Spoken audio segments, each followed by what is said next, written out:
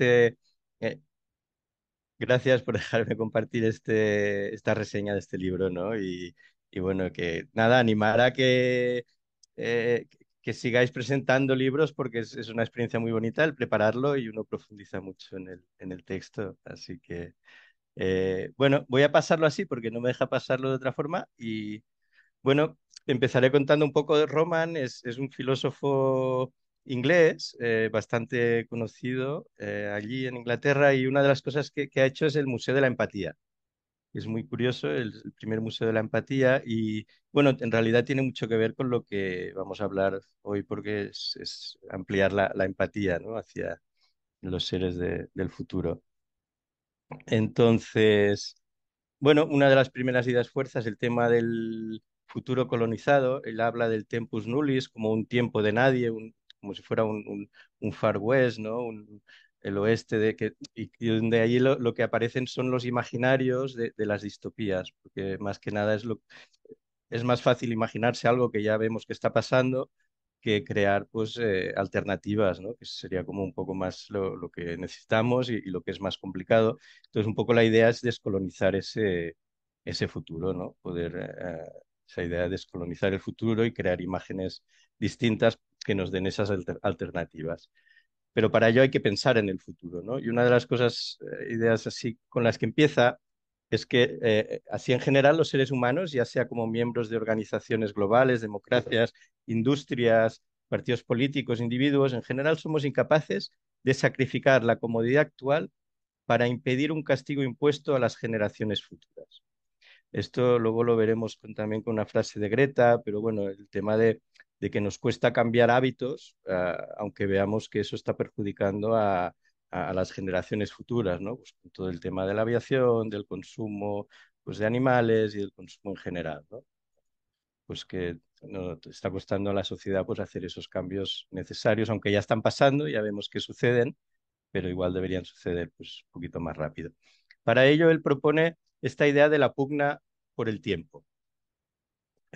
Para poder pues salir de esos impulsores del cortoplacismo, él plantea 6 maneras de pensar a largo plazo. Lo que vamos a verlas luego un poco una por una, pero vamos a leer ahora un poco los impulsores del cortoplacismo, que son la tiranía del reloj, la distracción digital, del estar todo el rato como mirando internet o las pantallas, el presentismo político, las políticas a corto plazo, con el capitalismo especulativo, esta incertidumbre interconectada que vimos y la idea del progreso infinito, ¿no? Del crecimiento infinito. Y por eso él plantea pues 6 maneras de pensar a largo plazo que contrarrestan estos impulsores del cortoplacismo. Antes de entrar en las 6 maneras una por una, hay una cosa básica como un mecanismo psicológico que tiene que ver con la nube de azúcar versus el pensamiento bellota. Pensamiento nube de azúcar versus el pensamiento bellota. Esto se explica muy rápido con el experimento que se hizo como bueno, a niños que se les dejaba un dulce y se les decía que si esperaban 10 minutos a comérselo, se les daba otro. Algunos esperaron, fueron gratificados con el segundo dulce, pero algunos de ellos no podían controlar el hecho de querer comerse ese dulce ahora.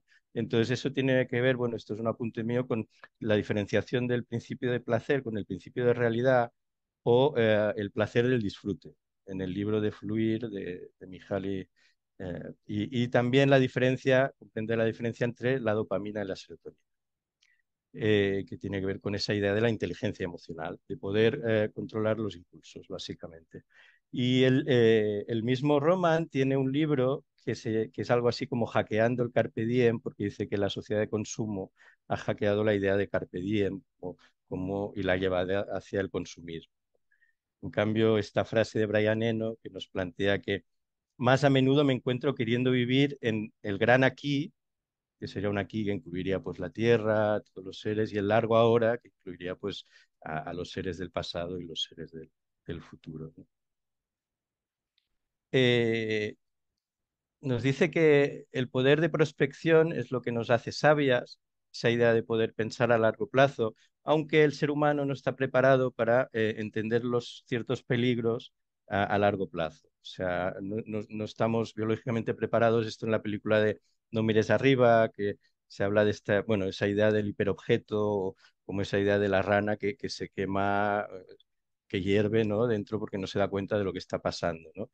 Aunque sí que dice que sí que hemos desarrollado una cierta capacidad de prospectiva y a lo largo de estos 2 millones de años de evolución, y eso ha sucedido pues por varios motivos. Y aquí nos explica, veis que Roman es muy sistemático en sus ideas y nos explica que cómo hemos desarrollado esta capacidad prospectiva hasta cierto punto que tiene que ver con la orientación, cómo hacíamos mapas cognitivos para llegar de un lado a otro en una cierta cantidad de tiempo, o lo que él llama el efecto abuela, que es las relaciones intergeneracionales, ¿no? Entre pues, abuelos y nietos, o la cooperación social, las relaciones de reciprocidad, apoyo mutuo, que crean pues, buenos tratos y crean lazos que persisten en el tiempo, o la innovación en los utensilios que generaban procesos, ¿no? Entonces, esto es un poco unas ideas de cómo el ser humano ha desarrollado esa perspectiva y tenemos como estos horizontes temporales. Eh, en general, pues hay bueno, los de la vida pública y vida personal, y en general nos movemos en los más inmediatos, ¿no? Segundos, minutos, horas, días, pero la idea es poder ampliar y ser capaces de movernos también en años, décadas y siglos, ¿no? Bueno, esto lo podéis consultar más con calma y ahora veremos algunas de estas también ideas. Él nos plantea, bueno, de la idea de Lewis Mumford, que es el reloj y no la máquina de vapor en lo que sería la máquina clave de la edad moderna industrial.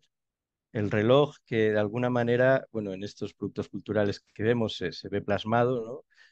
Y que incluso se veía como cosmovisión. El mundo, el universo era como una máquina, como un reloj, ¿no? La visión newtoniana. Entonces el reloj fue un poco lo que permitió pues todo el desarrollo industrial, las fábricas también, como medían la productividad, de alguna manera. Pero también en esa misma época H.G. Wells fue uno de los impulsores o de los pioneros de la ciencia ficción y también de los pioneros de lo que se llama el futurismo. Con sus novelas de ciencia ficción empezó a imaginar otros tipos de futuros, ¿no? Y vamos a entrar ahora así en las 6 maneras que propone Roman de pensar a largo plazo. Una es la humildad del tiempo profundo. La humanidad como un parpadeo en la historia cósmica. Esta idea que, bueno, John McPhee fue el primero que planteó el concepto de tiempo profundo, era un geólogo, y claro, la idea de poder pensar, pues desde el inicio de la vida en la Tierra, 3,5 mil millones de años, pues vemos que el ser humano al final es, si lo ponemos en este brazo, ¿no? Toda la historia de la vida en la Tierra, el ser humano es solo la puntita de la uña, ¿no? El libro hace una frase un poco chistosa, pero bueno, no la voy a reproducir, pero también la idea también de los árboles, ¿no? Como Joanna Macy nos habla de maestros del tiempo profundo, ¿no? Y los árboles serían también maestros del tiempo profundo porque sabemos que hay árboles milenarios, ¿no? De 2.000, 3.000, 5.000 años. Incluso luego hay seres que son las raíces que mantienen creando bosques, pero como un ser, y hay uno que está catalogado que tiene como 80.000 años, que se habla del ser más antiguo de la Tierra, ¿no? Que son, bueno, son seres que han vivido pues, los árboles de 2.000 años, el Imperio Romano y eso, miles de cosas, ¿no? Y luego me gusta recomendar este libro, quería hacer este apunte también de un libro sobre tiempo profundo con una mirada más cósmica del universo, ¿no? El desarrollo del universo. Es un libro también muy bonito de leer y muy sencillo y muy didáctico.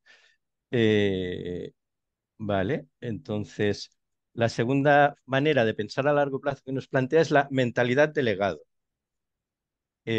¿Cómo podemos dejar un buen recuerdo?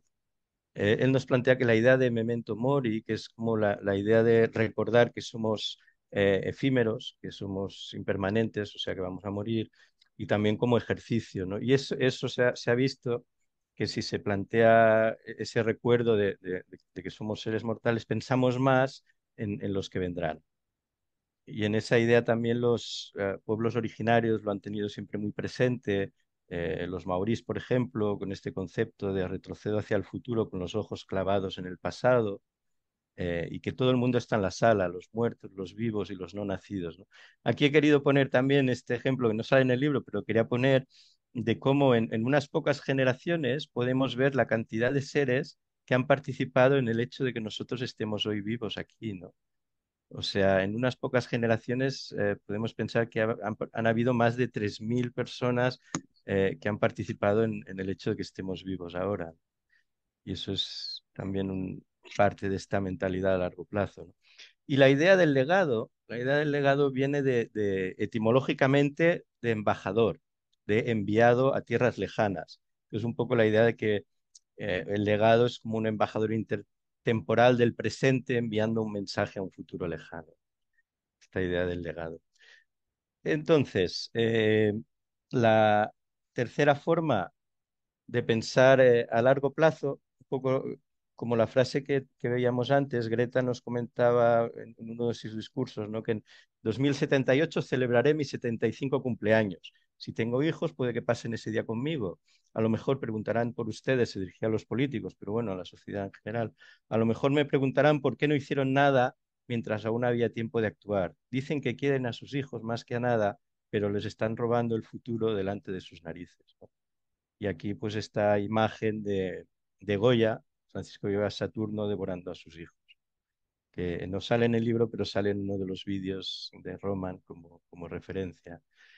Y no voy a entrar mucho en los motivos morales, básicamente es el imperativo categórico de Kant, o sea que los demás, haz a los demás lo mismo que quieras que te hagan a ti, pero llevado al futuro, ¿no? O sea que las generaciones futuras, imperativo categórico ecológico, tienen el mismo derecho a nosotros nazcan en el momento en el que nazcan, ¿no? Simplemente, y también aquí hay el tema de la balanza, que es que seguramente, bueno, si las cosas van bien, ¿no? Pues hay por nacer muchos más seres de los que han vivido hasta ahora, ¿no? Con lo cual el tener presente también eso, ¿no? De que la balanza de las generaciones no nacidas, en los próximos 50.000 años puede haber muchísimos más seres de los que ha habido hasta ahora, ¿no? O sea, pensar en el futuro también dándole esa importancia. Eh, tenemos dentro de esta idea de la justicia intergeneracional, bueno, vemos que hay muchos estudios que se están haciendo y esto es como una forma de ver lo positivo, ¿no? Igual que los derechos de la naturaleza se están trabajando también, pues también se están trabajando los derechos de las generaciones futuras o lo que es el derecho al futuro. Incluso pues vemos en Oxford, Human Rights for Future Generation y vemos un montón de textos que se están trabajando en esa dirección bueno, por la legalidad y darle derechos a las generaciones futuras. Y en este sentido, pues estos jóvenes portugueses que han denunciado ante la Unión Europea, bueno, a 33 países, es algo que no se conoce mucho porque también es una acción como a largo plazo, pero seguro que algunos lo habéis escuchado, ¿no? Como estos jóvenes que han denunciado pues su derecho al futuro, ¿no? Y eso también ha pasado en Estados Unidos y ha pasado en varios sitios, pues reclamando que ellos también tienen derecho a tener un planeta y sus hijos también, ¿no? Entonces vamos a pasar a la cuarta forma de pensar a largo plazo, pensamiento catedral y alcantarilla. Bueno, el pensamiento catedral que él mismo dice que igual podría llamarlo de otra manera, porque igual ahora ya no necesitamos tantas catedrales, pero como imagen también podría ser pensamiento semilla, ¿no? O tal, pues como imagen es que alguien que pone la primera piedra de la catedral no la verá terminada, ¿no? Y son construcciones como el acueducto de Segovia, que duran miles de años, que se han tardado mucho en construir. Y bueno, hay un vídeo de la Sagrada Familia que en teoría se acaba en el 2026, construyendo la última parte de la última torre, que es bonito, si lo queréis ver, está también ahí en internet. Y también habla del pensamiento alcantarilla como un ejemplo en Londres donde se construyó una alcantarilla mucho más grande de la que era necesario en ese momento, pero que gracias a eso no se ha tenido que volver a construir. De alguna manera ya se pensó, se tuvo previsto que la ciudad iba a crecer y lo hicieron de esa manera.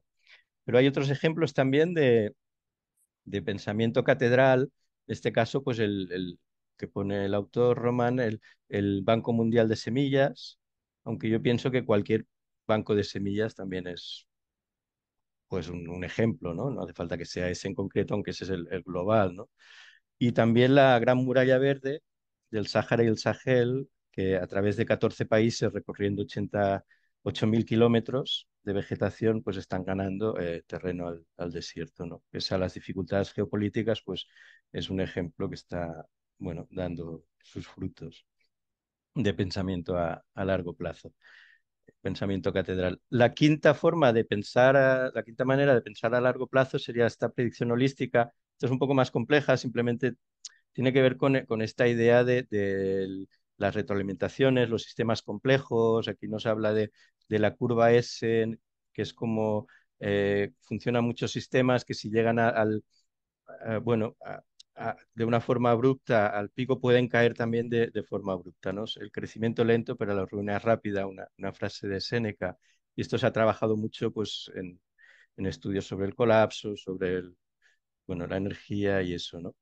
Entonces, bueno, la idea es poder subir un poco más lentamente para que haya un colapso un poco más amable, si se puede como frenar ese consumo de energía actual, ¿no? Y en esa planificación de escenarios y rutas de civilización nos plantea, bueno, como los tres, así a grandes rasgos, que sería la transformación, ¿no? La reforma, o si no cabe ninguna de esas dos, pues acabaría siendo la destrucción, ¿no? Pero bueno, ahí nos pone el ejemplo de fundación de Isaac Asimov en la psicohistoria, donde estudian pues, la caída y el auge de las civilizaciones, intentan pues, que en un momento de crisis pues, se pueda reducir esa crisis y bueno, es como esa idea de la psicohistoria de la fundación que pone como ejemplo. Y ya finalmente el tercero manera de pensar a largo plazo tiene que ver con los objetivos trascendentales. Esto como no he podido poner la presentación, me sale aquí esto, pero bueno, ya la.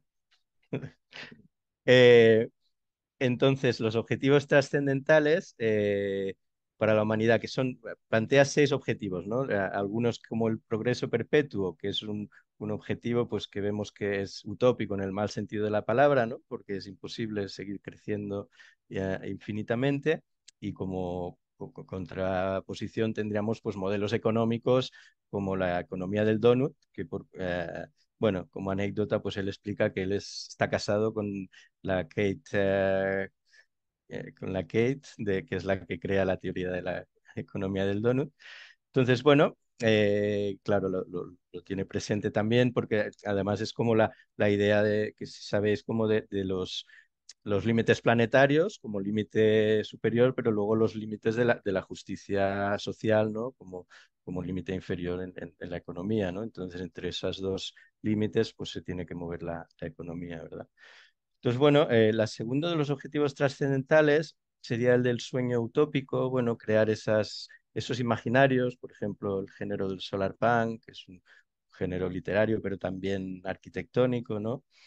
Luego están los sueños de tecnoliberación, ¿no? Que conocemos, que tienen que ver pues con la Silicon Valley y las grandes tecnológicas, y él bueno, no plantea un poco la idea de que no está mal, ¿no? Pensar en ir a otros mundos, aunque la palabra colonizar es muy colonial, ¿no? Pero bueno, la idea de ir a otros mundos está bien, pero claro, él plantea que en realidad si no tenemos un campo base, es como subir a una montaña, al Everest, y no tienes un campo base, que es la seguridad de la supervivencia de la Tierra, pues no tiene mucho sentido querer subir a la montaña, ¿no? Con lo cual la idea del campo base y de asegurar la tierra primero antes de pensar en irnos a explorar otros lugares, ¿no?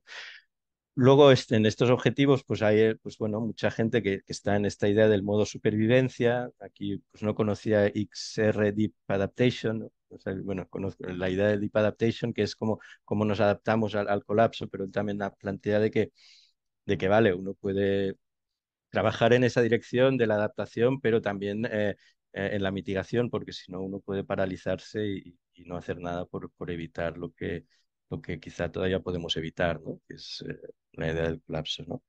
Entonces, y luego finalmente, pues sí, esa idea de como objetivo trascendental de la humanidad, pues de la prosperidad planetaria, ¿no? Pues que tiene que ver, pues lo que decíamos antes de la economía del donut y de cuidar del lugar que cuidará a los descendientes, ¿no? Está en esta idea de cuidar del entorno.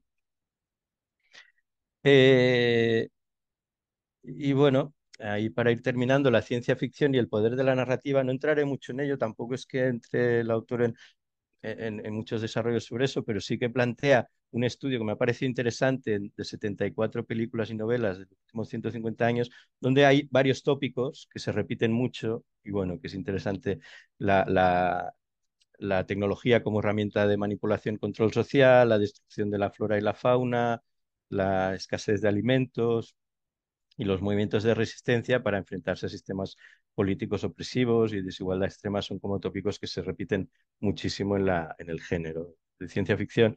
Y luego recomendaros, pues aprovechar para recomendaros mi repositorio, por si queréis consultar sobre el tema. Tengo un blog ahí con información sobre el tema de ciencia ficción, si queréis. Y finalmente las propuestas que da son para la rebelión del tiempo, hay esta idea de la Fundación Long Now, que me parece mm, poéticamente muy bonita, que es poner un cero a la izquierda y por fin darle un sentido al cero a la izquierda, ¿no? Y es como simbólicamente pasamos pues de esta idea de pensar en un tiempo de miles de años a pensar en un tiempo de decenas de miles de años. Nuestro marco mental se amplía a un tiempo de decenas de miles de años si ponemos esta, como veis, pues en estas fechas que aquí he puesto, de Custodios del Futuro. Aquí nos habla de los principios de diseño de democracia profunda. El autor Roman venía mucho de los estudios políticos también, de democracia, entonces él conoce muchos temas y nos plantea como esta propuesta de la democracia profunda donde hay estos custodios del futuro que tiene un poco que ver pues también con este derecho al futuro, ¿no? Y vemos que ya hay países donde ya se ha aplicado, ¿no? En el Parlamento finlandés hay dos países donde se aplicó y luego se quitó, pero bueno, en la Constitución de Túnez está el tema de los derechos de las generaciones futuras, en Suecia hubo la ministra del futuro, que bueno, pues también recomendar la novela del Ministerio del Futuro, ¿no? Que va un poco en esta línea. Y bueno, en Gales también lo tienen. Y bueno, aquí en España está la Oficina de Prospectiva y Estrategia. Es una oficina, no llega a ministerio. Luego propone todo el tema de las asambleas ciudadanas. No voy a entrar mucho ahí porque seguro que sabéis también mucho más que yo del tema, pero que él lo plantea, aunque yo siempre me gusta decir que creo que deberían ir ligadas a la renta básica, que es algo que aunque el autor no lo plantea, el tema de la renta básica, creo que tendría que ver una manera de que las asambleas de la renta básica, como en la Grecia clásica, estuvieran vinculadas. Luego el tema de los derechos intergeneracionales, que ya lo hemos visto antes, ¿no? Con todos los jóvenes que están denunciando a las instituciones y todo el derecho al futuro. Y finalmente lo que plantea de la gobernanza policéntrica, tiene que ver con las ciudades-estado, bueno, lo que es la C40 y cuando hubo Estados Unidos se salió del protocolo de París y con Trump y eso, pues las ciudades siguieron trabajando, ¿no? Y siguieron organizadas y bueno, pues hay esa idea del municipalismo y de dar más poder a las ciudades para que haya esta gobernanza policéntrica, ¿no? Bueno, finalmente, haciendo el PowerPoint he encontrado este libro que no lo he leído, simplemente he leído de qué va, pero que parece que puede ser un libro que puede ampliar eh, bueno, la temática que hemos tratado, y aunque ya digo que no lo he leído, pero creo que algo le echaré un ojo. Y nada, pues muchas gracias. Os dejo también mis links por si queréis ver más del tema de Joanna Macy, que es un poco el tema de la ecología profunda, lo que en realidad yo más me dedico y por eso me interesa mucho también es este libro.